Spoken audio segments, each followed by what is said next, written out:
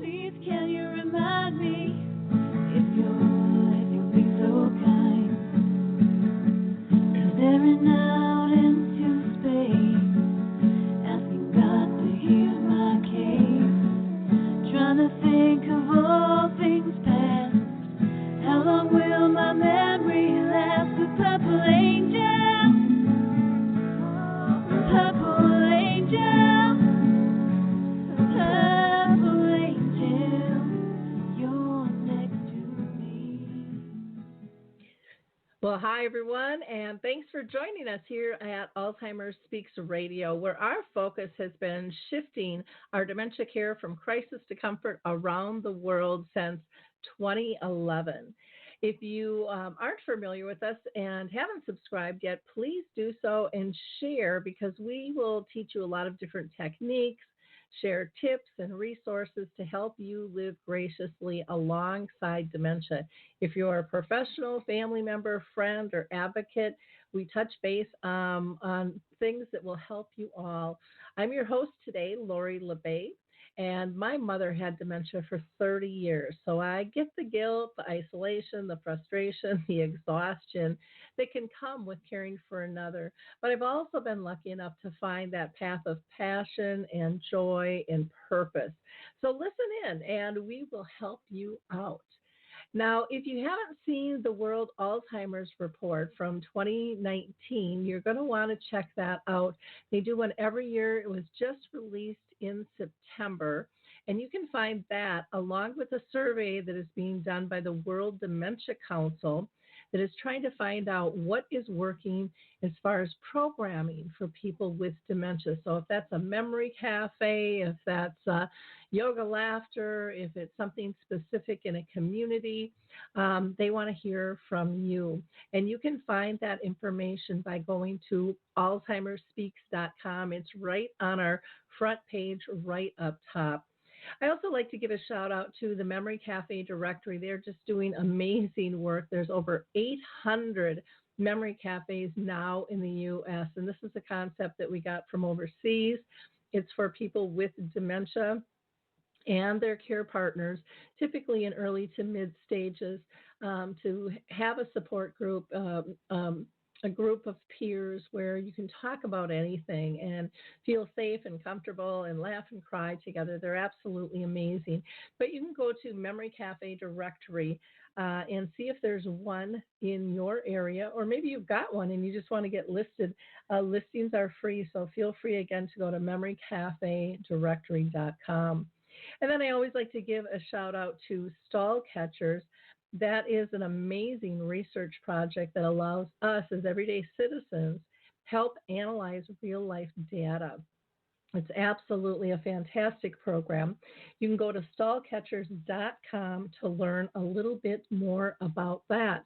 And for those businesses listening, if you are interested in kind of expanding your brand footprint in the area of dementia and caregiving, please reach out to me at Lori, Lori, at alzheimerspeaks.com. I would love to be able to help your company expand that brand footprint by leveraging all of our different platforms in this arena.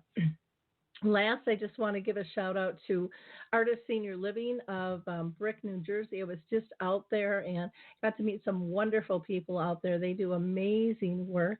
And tomorrow, October 16th and 17th, I will be in Artist Senior Living of Elmhurst, Illinois. We'll be doing a professional program, 2 hours of free credit, as well as an evening program for families. And then October 19th, I'll be here in Minnesota, in the Minnetonka area. Thanks to Deep Haven Woods. We're going to be doing a screening of A Timeless Love at St. Luke Presbyterian Church in Minnetonka. And then I get to go out to Massachusetts and also out to Alabama in November. So I'm really excited about all of those.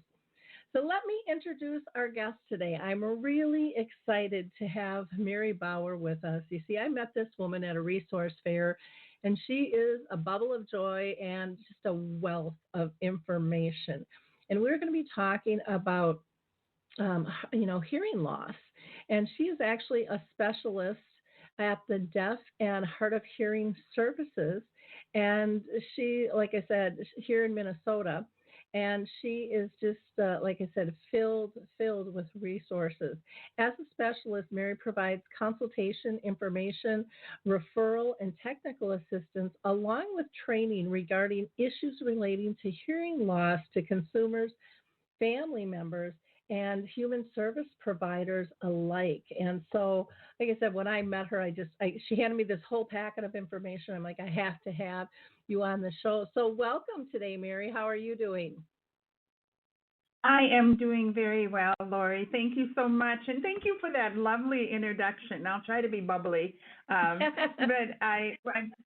I do appreciate being here. I'm part Deaf and Hard of Hearing Services is part of the Minnesota Department of Human Services. So I've got wonderful colleagues that I work every day with. So I do appreciate being here, and I look forward to talking to people about some of the issues that we have seen with people with dementia and also hearing loss.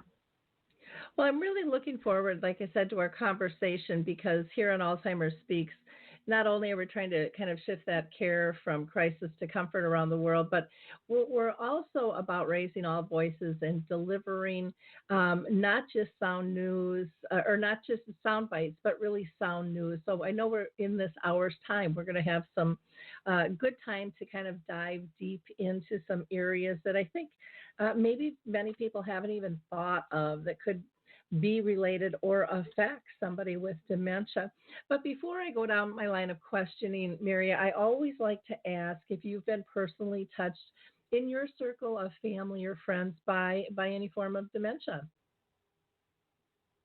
Well, I do have friends that have parents that have been diagnosed with dementia, and so have kind of listened to their stories and the caregiving that they give. And then I do have a very close family member that has not officially been diagnosed with dementia, but definitely showing signs. And unfortunately, I think a lot can be attributed to not treating a hearing loss that they have had for many, many years, unfortunately. Okay. Well, thank you for sharing that.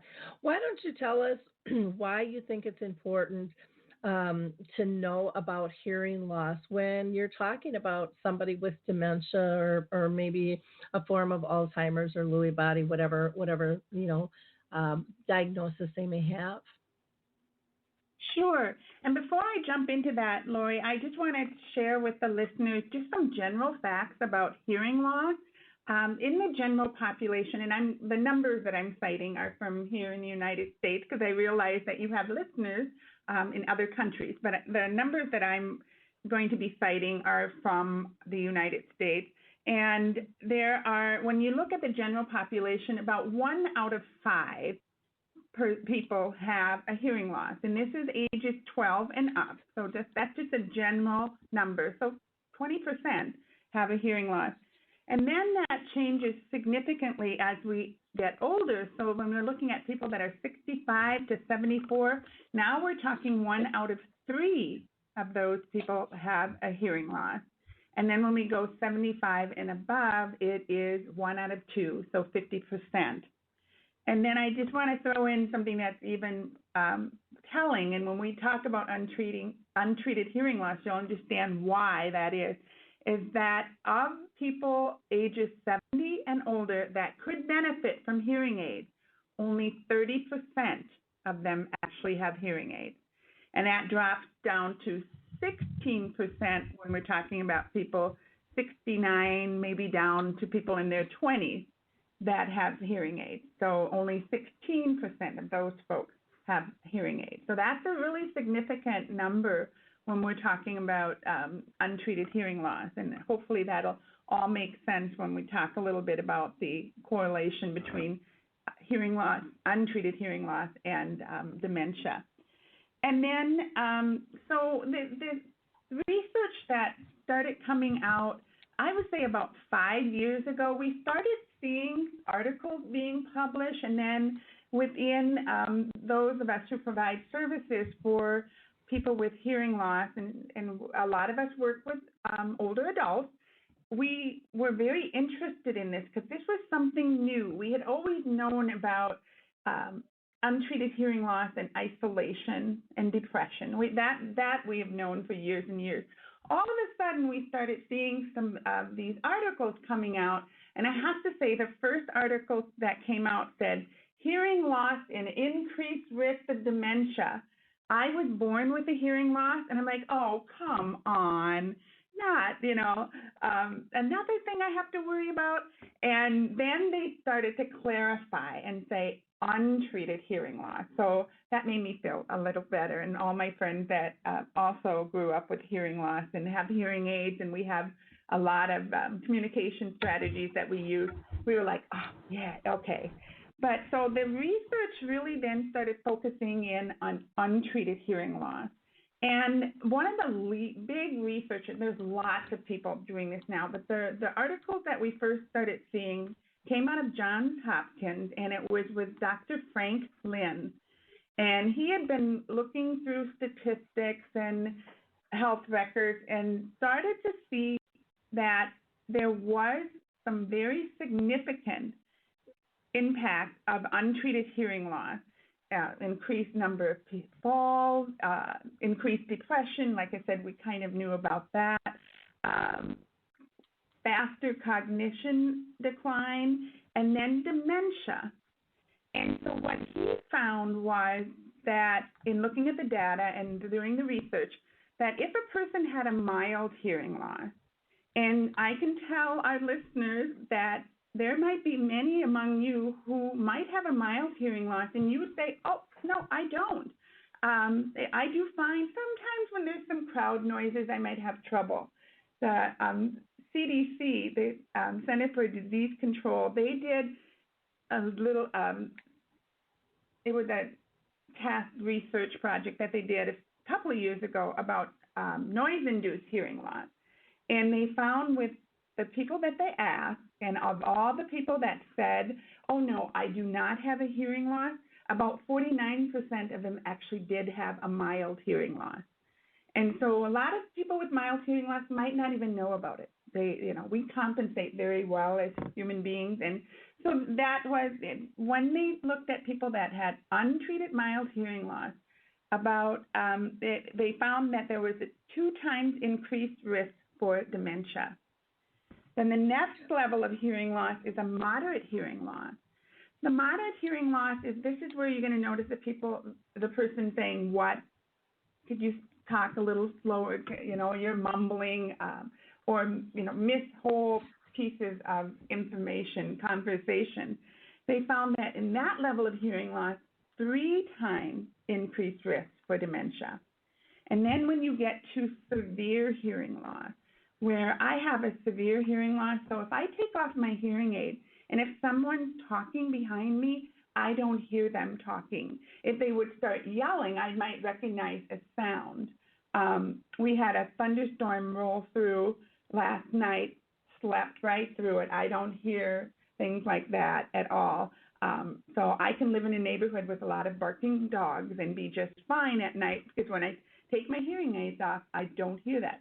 That's a pretty severe hearing loss. At a severe hearing loss, the researchers found that it would 5 times increased risk for dementia. And I need to be very clear here that the research is not saying if you have untreated hearing loss, it will cause dementia. It's just one of the risk factors, and they're seeing a very high correlation of untreated hearing loss and dementia. So that was my long introduction, Lori.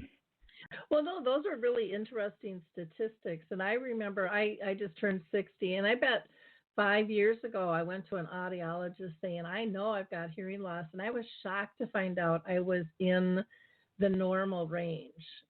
And it really made me think, gosh, what does somebody not hear with hearing loss? Because, I mean, I know there's a difference between my 2 ears of what I can hear and what pitches and things like that. But it was really educational to go in and take the test and see all of the changes that have been made since I thought, anyways, when it comes to hearing aids and sizes and things and just technology at large. So I really appreciate you giving those stats because, dementia, it can easily get complicated when we lose any of our senses. And hearing is such a huge, huge factor. So I think it's important for people to stay on top of that. Can you give people some signs of, what should they look for? Maybe if they're concerned themselves, what might they be noticing that's different, and what might others notice of someone if they've got a concern that there might be hearing loss in the midst? Absolutely, and I just want to say that really one of the two, there are two real reasons why I really want to share this information. One is for caregivers themselves, because I know lots of people who are caregivers who are so busy taking great care and just doing lots of things and sometimes don't stop and look at what's going on with them. So I applaud you for you going, I'm not hearing like I think I should. You went and got your hearing tested. They say, well, you're in the normal range, and hopefully if you keep noticing, you'll go back and have your hearing retested. So I really, this information is for the caregivers, and then like you say, Lori, having that additional sensory loss is I always tell people when you have two things going on, it's not like 1 + 1, it's like an exponent of it. And so some information that hopefully will help caregivers recognize the signs in themselves and their loved ones that they're providing care for. I would say the number one thing that people, and I get a lot of calls around the holidays because usually adult children are coming back to see mom and dad or grandma and grandpa, and they will call and go, oh my gosh, I could hear the television from down the hall, got off the elevator, and I follow the sound all the way to my mom's apartment. Or they've got the radio up too loud. So that increased volume where it's almost sometimes painful for the family member or friend or caregiver to be in the same room when they've got the radio or television on. So that's a big tip-off. Missing high-pitched sounds. So if a telephone ring has a high-pitched sound, or if the doorbell has a high-pitched sound, or it's farther away from them, they will miss those sounds. Or if you say, oh, gosh, Mom, do you hear those birds? And she'll say, I don't hear any birds. The birds chirping and stuff. So those higher-pitched sounds are usually the first ones to go when we're talking about age-related hearing loss. It's not 100% true for all people, but usually the pitches you start losing first are those higher sounds. They might not recognize that you're talking to them. Either they don't see you, or most likely there is maybe music on, or you're outside and somebody's mowing a lawn, or now it'd be leaf blowing here in Minnesota. And, there's some background noises that are interfering with them. So that might where you will notice as a caregiver, or just for yourself, going, I'm having trouble hearing when there's noise around. Maybe that's a hearing loss. Complaining that others mumble, that's often, if people would just talk clearly, I could understand them. And having some nieces and nephews who are in their teens, I would agree with that for a certain age where they are talking very quickly or they're not enunciating very good. But when you go, no, boy, they're talking pretty clearly, but it appears to that person that they're mumbling. Having trouble with women and children's voices too, that's a tip-off, again, that higher sound, the higher pitches. And so there's other ones, but those are the main ones, Lori, that to watch for. Okay. It's interesting because when you talk about the pitches, I remember my husband used to always say, "You sound like a bird," because he couldn't hear some of the tones from my voice. And so he would always reference, "You sound like a bird. Speak up, speak up." And we would joke, "Tom, go get your hearing checked." I'm fine. And now I've turned 60, and my kids will go, "Why do you have the TV on so loud?" and it's like a lot of times I'll have it on loud because I'm in the other room, but I still want to hear it, and then I come back in. But my ears aren't as keen as they used to be either. I mean, I definitely know that, but I have the same issue with. I need more light on. My eyes are getting older. All of those Right. things are creeping into be. So those are great ideas for people to kind of key into, and I think really simple, subtle things, like you said, that many times we can just overlook. Now, if maybe a care partner suspects hearing loss or a person themselves, because a lot of people live alone, and they don't have somebody peeking over their shoulder all the time. Right. What should they do? What would the next steps be for each of them? The very next step is one that you took a few years ago, is having your hearing tested. And I would say even a step before that is to have a healthcare professional, so a doctor, a nurse, physician's assistant, to look in the person's ear, because sometimes it can be just a matter of impacted wax. My mom is a classic example. She had some impacted wax, and she went in and she was like, oh my goodness, I couldn't believe how much better it was. And so that happens a lot as we get older, that wax doesn't migrate out as efficiently as it does when we're younger. And so sometimes it's just as simple as getting the wax removed, and it's like, oh, okay. So that's usually what we recommend, that people start with that process of having somebody look in the ear, and maybe there could be an infection. I know I have a friend of mine whose mom gets recurrent their bladder infections, but she doesn't even realize that she has them. And so, they always have to constantly check other signs. So it could be an ear infection, and the person's not complaining that it hurts, but that might be another thing, and then they would be given medication, and hopefully that would alleviate the problem. So that's where I tell people to start. And then the very next step is to make an appointment with an audiologist. And usually what people say, well, where do I find an audiologist or an ENT? An ENT is going to look at the medical issues related to the ear. An audiologist is the person that's going to test the hearing. And so I usually say, start with your general practitioner, whoever providing the health care for your loved one. Just say, who do you recommend? Do we have a audiology department within our clinic system, or is there someone you recommend that we go see? And then, get an appointment for that. And what's really interesting, Lori, I did a presentation, probably about 6 months ago to the Alzheimer's Association here in Minnesota. And I was like, I wonder if there's any special protocol that audiologists follow. And lo and behold, the American Speech Language Hearing Association, ASHA, has recommendations when doing an assessment with a patient who has dementia. And I want to mention, and I'm sure you're going to mention it too, Lori, but of the resources that I provided for the listeners to go and learn more about the research that's being done and other resources, one of them is the link to the ASHA site where they talk about this.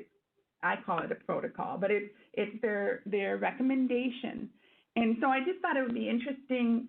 As you mentioned, you went to the hearing test, and there's a very specific procedure. So for those of you who haven't had your hearing tested now, I have had many, many hearing tests in my life, and I'm almost 62. And so I know this procedure very well. So they bring you into this booth, and it's a soundproof booth that I haven't measured the door, but I think it's at least a foot wide. It's an acoustical booth to keep things very, very quiet, so that when you hear a tone, they're looking for your threshold and where you can hear that certain pitch at what volume level. And so they bring you in there, and then they say, well, we're gonna test your right ear, and then we're gonna test your left ear, and you raise your hand when you hear the tone, and then we're gonna do this. Usually it's a list of words that we'll present to you. And so they give you all these instructions, and then they walk out the booth and they close the door, and then they sit on the other side, and you can see they're usually the top of their head, and they're talking into a microphone, and they're, kind of saying, okay, we're ready. And they have put on, usually now they're using what I call earbuds, so they're inserts that go in your ear. They used to have headsets, and there's still an option for headsets. And so when they was looking at what ASHA, the American Speech Language Hearing Association, had recommended, is in the early stages of dementia, they say, basically we can follow that same procedure. We'll have them go in the booth, we'll introduce sounds, we'll have them respond, and then the audiologist then marks on a graph, on the audiogram, where the person responds, their threshold. But they say modifications can be made, and the test will still be valid. And so one of the things they say is maybe simplifying the direction. Now, I used to be a teacher, so for some of the students, you had to give one set of directions, and then wait until that was completed, and then give the next set. So somehow, maybe just saying, okay, you're gonna hear some sounds in your right ear. And then when they're done with that, either come back into the booth or do it over the microphone and say, okay, now we're going to do the left ear. So whatever they feel is the best way to simplify those instructions. They might be giving reminders to respond. So if a person is sitting there and not responding, say, now remember, press the button or raise your hand, or another modification for the test is allowing them to just say yes. So when they hear a tone, yes, and they hear another tone, yes. So they can modify it. And so there are things that they can do to make that testing procedure to be better for someone who's in that early stage of dementia. In the later stages of dementia, there's different things they might go to more in an objective test. So right now in the state of Minnesota, and I know many states in the United States too, when a baby is born, they are given what's called an otoacoustic, I think is what it's called. Let me think here. Otoacoustic emission test. So a sound is introduced into the ear canal, and then it's recorded on a graph when the ear tympanic membrane moves, something happens. So it's more objective. So that, of course, the little newborn baby isn't going to be able to respond. So they're just testing their hearing before they leave the hospital.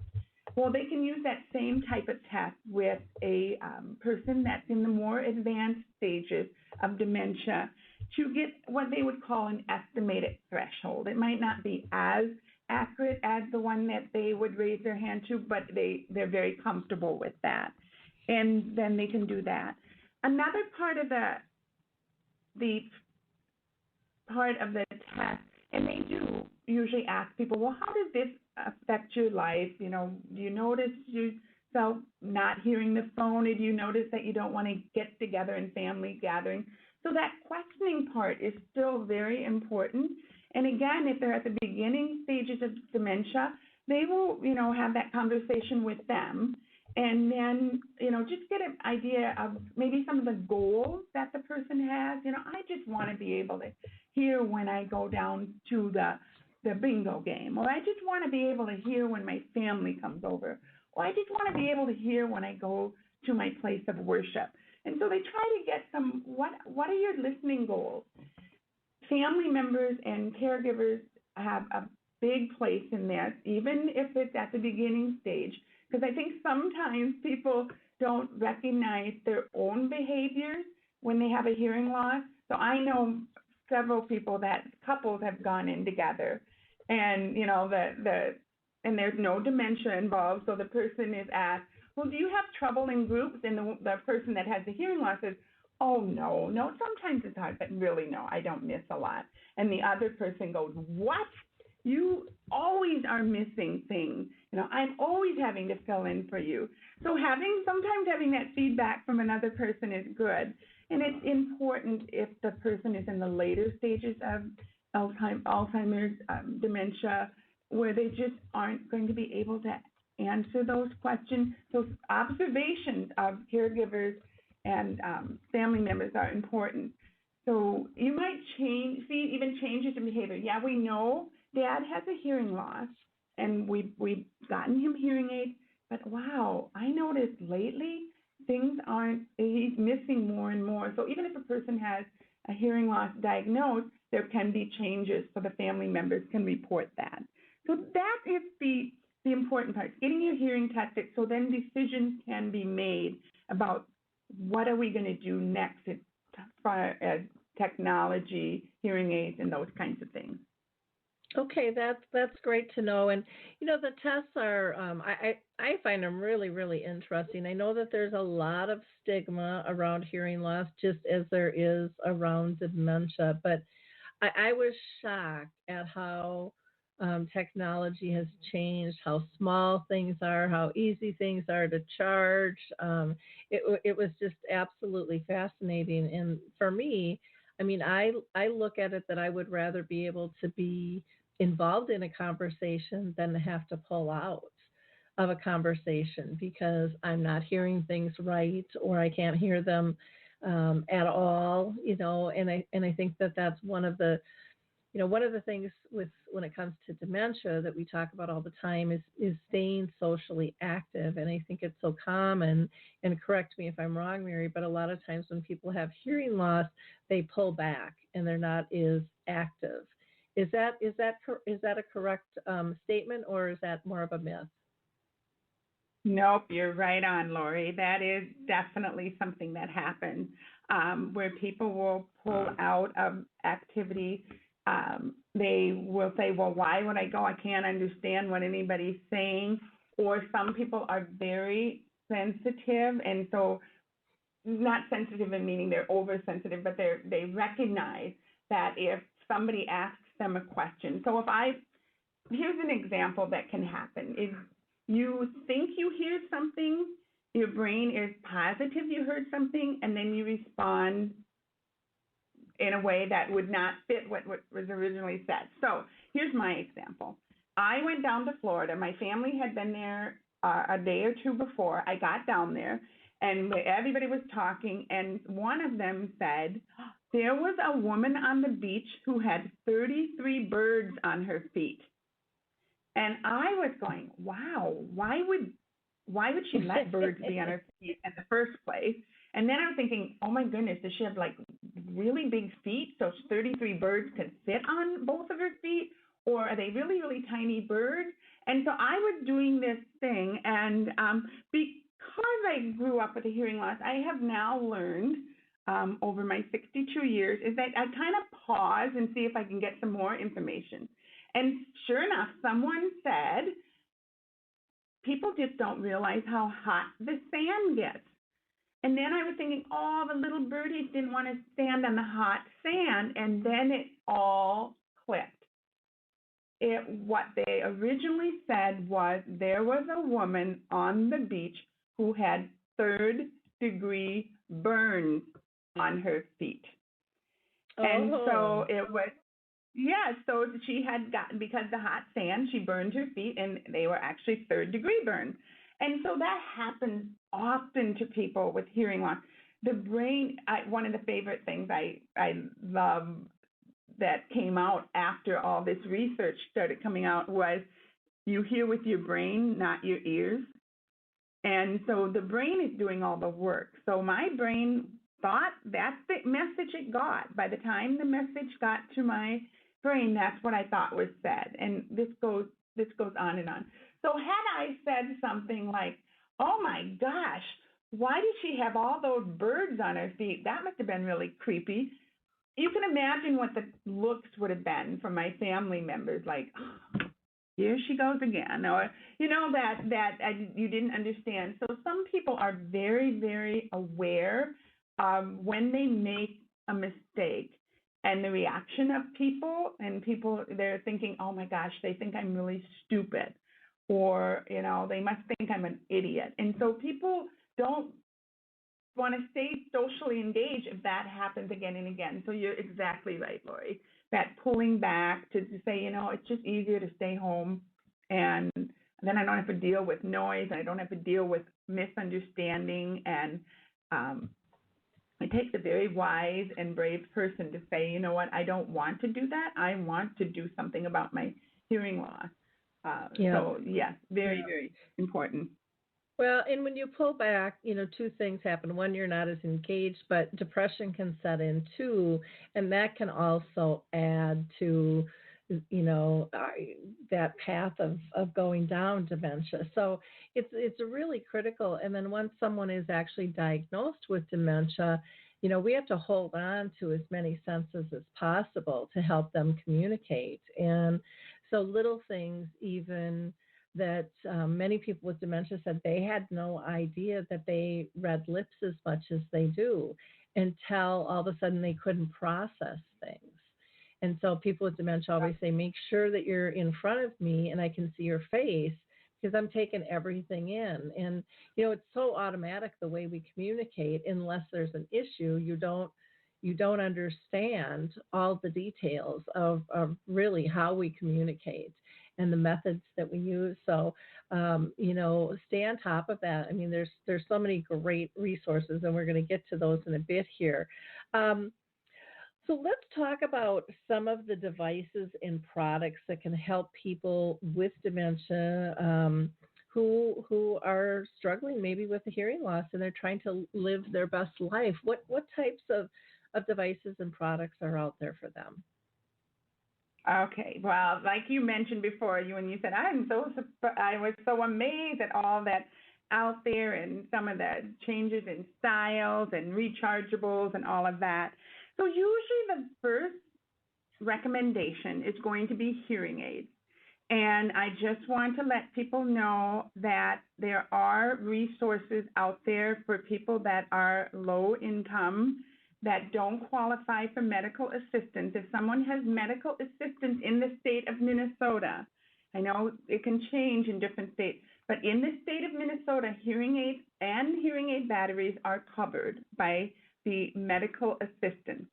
At this point, Medicare does not pay for hearing aids, but I have to say this fall, because now I think today was the first day for Medicare where you sign up for the additional coverages, supplemental insurance.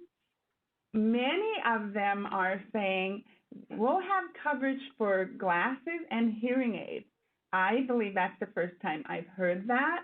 And so, that's something people can look into and weigh the benefits of, how much extra that policy is going to cost versus the cost of hearing aids. But there are some national resources for people who are low income that will provide hearing aids to them at a much lower cost. And again, that's some of the resources that can be found on our website. And but let me just talk in general about hearing aids. So hearing aids have advanced greatly, and I want to kind of key in on a few things that I think would be important if you do have a loved one with dementia and they have hearing aids, maybe some of the features. So hearing aids right now, usually you can have programs that are selected for certain listening environments. So for example, I have a phone program. So when I talk on the phone, the hearing aid has a setting that maximizes, optimizes what I'm hearing and when I'm using the phone. Then I have one that I call my restaurant setting, but it's basically any noisy environment. So a family gathering, or sometimes here at work we get together and there's just so much background noise. You mentioned I do presentations, so usually after the presentation people have questions and there are a lot of people standing around talking. So that's a very important program to me. And then I have one that I use in mostly more quiet environments, so I'm not concerned with a lot of noise. And I have another one for music because I enjoy music. And so those hearing aids, for me, I can push a button and it will change those programs as I see I need in that certain situation. What's nice about the new hearing aids and the programmable and the digital hearing aids that we have now is there's usually an automatic feature in the hearing aid. So the hearing aid is making the decision. So I would walk into a restaurant and they go, oh my goodness, Mary's in a noisy environment. We're going to go to that program. Or I'm listening to music. It goes, oh, she's listening to music, and it will switch. So it will automatically do that. I don't know if people remember, especially the people that had the in-the-ear hearing aids. You always saw people turning things in their hearing aids. They were turning the volume. They were doing all sorts of things, trying to get it just right. Yeah, now and the hearing aids. You'd hear the squeal a lot of times. You would hear a squeal a lot of times too when they were adjusting. Exactly. So now hearing aids have what they call an anti-feedback program. And so when they insert the hearing aids in your ear, you have to be very quiet. So this is the hard part of the hearing aid fitting for me. So I can't talk. And then it introduces noises, and it will then somehow tell the hearing aid to not do that squealing, that feedback. Lots of different features. A lot of the hearing aids now will come with an app that you can monitor things for the hearing aid. So as a caregiver, you would be able to maybe go in and check and see the battery level, check and see what program they're on, because how do you know if they're, if the hearing aids are even turned on?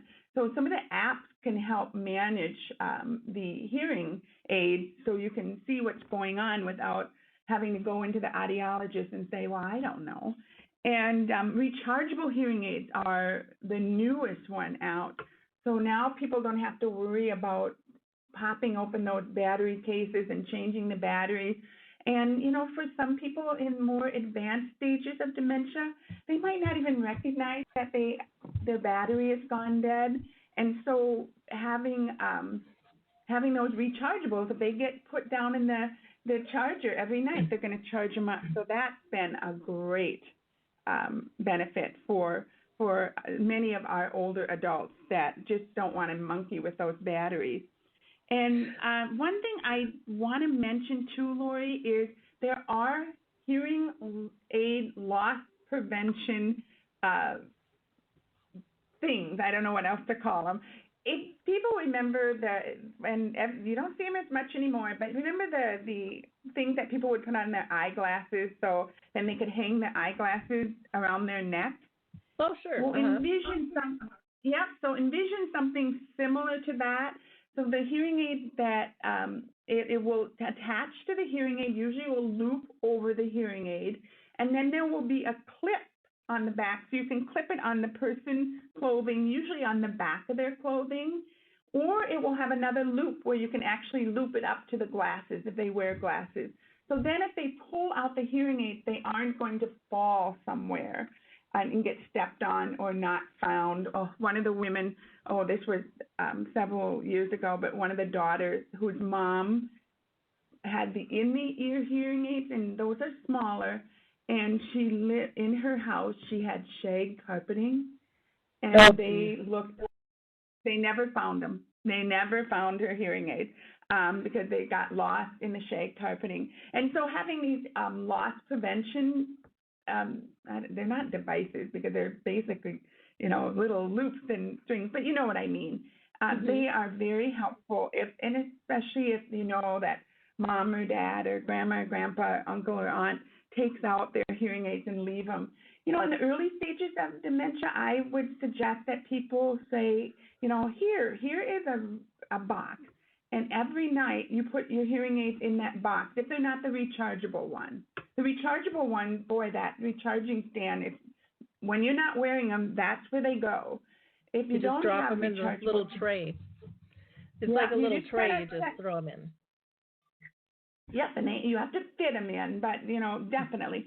Or like I say, if they don't have that, just have it can be a decorative candy dish or even a Tupperware dish or something. And just say every time those hearing aids come out of your ear, put them in there, and then you know where to find them.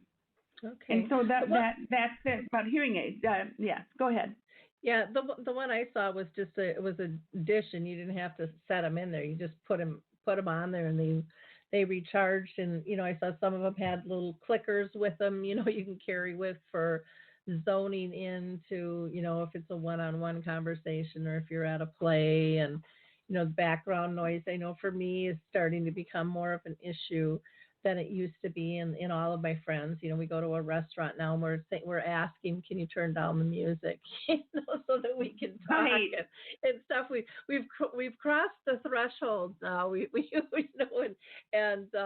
but we're not embarrassed about it. It's just, and I think it's important for people to not be embarrassed and, start these things sooner than later, because, the likelihood of dementia hitting any of us is, it's increasing constantly.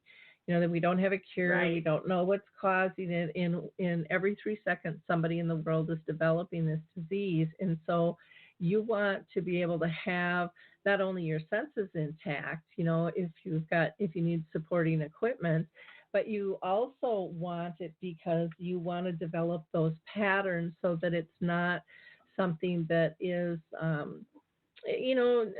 sometimes when you need new things, it can be scary or difficult to work into a routine, especially for somebody with dementia, depending on how far, they have progressed with the disease. So making that part of a routine, just getting comfortable with having something in your ear. The younger generations won't have a problem because they got earbuds in all the time, with their ears and stuff. But that's something I think people need to consider as well. What about like with TV and phone? I can't believe we're down to almost just 10 minutes left here, Mary. I know. Where did the time go? Yes, there are many different assistive listening devices. And I just wanted to mention that for some people, maybe hearing aids just don't work. They don't like having something in their ear. They lose them, even though you're doing some of the loss prevention thing. There are some very, very good assistive listening devices out there. You want to avoid the ones that are $19.95 and those cheaper ones, but you can get a good assistive listening device. I would say somewhere around $150 to $200, and these are we call them personal amplifiers, and so that can be used instead of a hearing aid if that would be a better fit. With the television, there's lots of products that are available out there. There are two main technologies that will get the sound to the person's ear, and there's three. You can buy devices that go with someone's hearing aid, and that is attached to the TV, and then it is paired to their hearing aid. So I have one of those. So when I push my hearing aid on a long push down and the TV's on, it will automatically sync up with the TV. And anywhere I go in my house, the sound follows me. So it's kind of nice. I can multitask. So there are devices that go with the hearing aid. Then there are what we call infrared devices. So the signal is sent on a beam, light beam. So you have to be in the same room and in line with that device for it to work. And there's lots of good products. I would say for TV devices, somewhere around $100 to, I've seen some that are like $300-400, and so they're very good. Some of them work on a radio signal, so just like the device that I use with my hearing aid, it has a piece. All of them have a piece that's connected to the TV, and then there's something you wear. You put earbuds or headphones on. The radio frequency one, you'll see an RF. It's sending the signal on a radio signal. So again, I can move all the way around the house and the sound will follow me. There are some products that are speakers. And so for some people, they don't like having anything in their ears and they don't like that feeling. So there are some TV devices that are specifically made for people with a hearing loss. That is a wireless speaker. So again, there's a component that's with the TV, and then there's a speaker that usually is set down near where the person is sitting. And those are options. People say, well, can I buy something at an electronic store that has a speaker or a headset that go with the phone, with the TV? And the answer is you sure can. You just need to be aware that devices that are made, and this includes phones, devices that are made specifically with people that have a hearing loss, they are amplified. It's not just volume, and there's a big difference between volume and amplification volume. And they also know, like I mentioned before, that the majority of people with a hearing loss have trouble hearing in the higher frequency, so they'll provide some boost to that. But you can certainly buy something at an electronics store that they can wear on their head, but just be aware that there is a difference. Telephones, you mentioned that. There are many, many options, and I need to say that here in Minnesota, we have the Telephone Equipment Distribution Program, where people can qualify for telephones and accessories at no cost to that person. And there's certain qualifications, the income, they have to have phone service, they have to live in Minnesota, and they have to have a verification that they do have a hearing loss. And each state, most states have their own program and for the residents of that state. So just be aware that the telephone costs for many people, that it might not be something that you have to pay for that amplified phone or caption phone, whatever is deemed best for that person. So there's lots of devices out there to help with the hearing part. Another class of devices that I want to talk about, Lori, are alerting devices. And because one of the things that you mentioned that a lot of people, they're living on their own. They don't have someone living with them. If you want them to be safe and be able to be, I think in the ASHA, the hearing test, they talk about safety awareness. So just being aware if there's an alarm going off or somebody's knocking at the door or all weather radio is going off. And so we have a bunch of devices that have been developed for people with a hearing loss that can alert you to different environmental sounds that's happening in the environment. And you can choose something very simple. It's like, you know what, the only thing mom, dad cares about is that if the fire alarm goes off. And so there's what I call a single notification device. It will only, there's 3 different ways that things can, these devices, like the person with a hearing loss, know that what's going on. And usually these devices are placed by the bed, because when you take off your hearing aid, that's when you don't hear things. So it will shake the bed, it will flash a light, or it will make a very loud tone. It's usually a lower pitched tone. And it can be a combination of that, or it can just be one of those ways of notifying you that something is going on in the environment. So there's one that will just respond to one thing. I just want to know when the fire alarm goes off. I just want to know when my phone is ringing. Or I can buy alerting devices that are more system, and it will alert me to various sounds. And so in my house, if you came to my house, there's something by my doorbell. My phone is plugged into something. My security system is plugged into something. And if any of those are activated, so you have these little boxes, they're transmitters. I call them ears. So they're my ears, and I locate them throughout the house. When I take off my hearing aids and I'm in bed, if one of those should be activated, it sends a signal to the main station that's by my bedside. And in my case, I have a bed shaker and a flashing light that will alert me. Most of the multifunction devices will have either an icon or a picture. So they'll have a flame, that's the fire alarm. They'll have a picture of a door, that's somebody's at the door. It'll have a picture of a phone, that's the phone ringing. So they'll have icons. And other ones will print out the word. So it'll say door, fire, baby, they have baby cry indicators. So there's technology available. If the person lives in a home that has a security system, most security systems can insert strobe lights throughout the house. It won't tell you what's going on, but when that light goes off, it means that your security system is activated. And then you go to the control box, or if you've got a remote, you would look and see what's going on.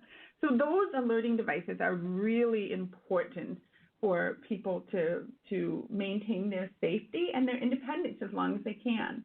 And I have many colleagues of deaf and hard of hearing specialists through the state of Minnesota that people can contact. They can do some demonstrations. We have lists of vendors. And so that's an important thing to remember.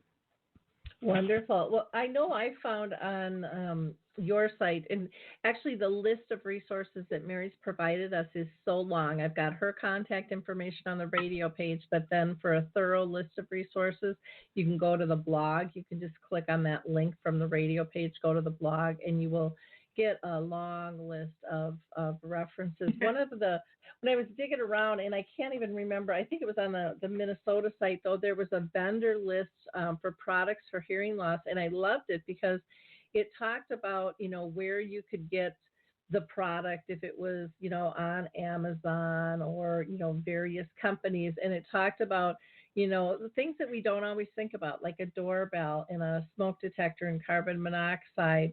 If there's a baby crying, if there's a weather alert, security system, the vibrating watches and timers, alarm clocks, telephone equipment, listening to your TV. I mean, the list just goes on and on. So please click on that thorough list because there are a lot of things there, I think, that you'll find extremely helpful. Mary, in just like a minute, two max, can you give us some communication tips or strategies that would be helpful when we're communicating with somebody who has a hearing loss? Is there a different way we should communicate?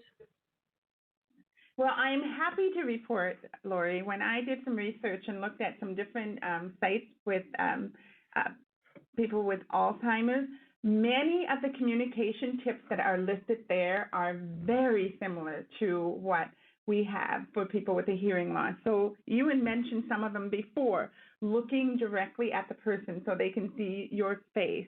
That's very important for people with a hearing loss. Getting the person's attention before you start talking. Looking around for people with a hearing loss, looking around to minimize background noises as much as possible. We have a communication bubble, so about 3 feet is ideal for most people with a hearing loss. Make sure you're in a well-lit area so your face can be seen. Enunciating. We have conversational speech where we tend to talk fast. We tend not to clearly enunciate all the words, and we don't provide spaces between the words. When you enunciate, slow down the pace a little bit. We're not talking about being extremely slow, but talking at a moderate pace, and then making sure you have pauses between phrases. Those are very, very helpful. In groups, making sure people take turns. Many of these things are very similar, what I have seen when they talk about when you are communicating with your loved one who has dementia. I was just like, wow, that is awesome. So you really have that skill set probably in place. Most people do. You're doing a lot of the same things that are helpful for people with a hearing loss. Yeah, I think it's, to me, I call it consciously caring. We have to slow down and pay attention. In fact, on the blog, I have a trifold that you can download called Tips for Communicating with somebody that I think will have a lot of those things on there. But again, click off the radio page and go to the blog for the full list that Mary has so nicely given us regarding hearing loss. Mary, I can't thank you enough for taking this time with us today. This has been very enlightening and extremely helpful, and I think it's really important for people to understand the importance of keeping all our senses intact and, heightening our ability to communicate. So again, thank you so much for your time today. And thank you. It was my pleasure. On the list that I gave you, our website is chock full of information. It has how you can contact us here at Deaf and Hard of Hearing Services at the Department of Human Services. So please, please take advantage of that. There are communications. That website is full of absolutely fabulous publications. So, and if you have questions, follow-up questions, or just questions that aren't answered, please let us know. And Lori, thank you so much for highlighting this really important topic of hearing loss and how it ties in with dementia.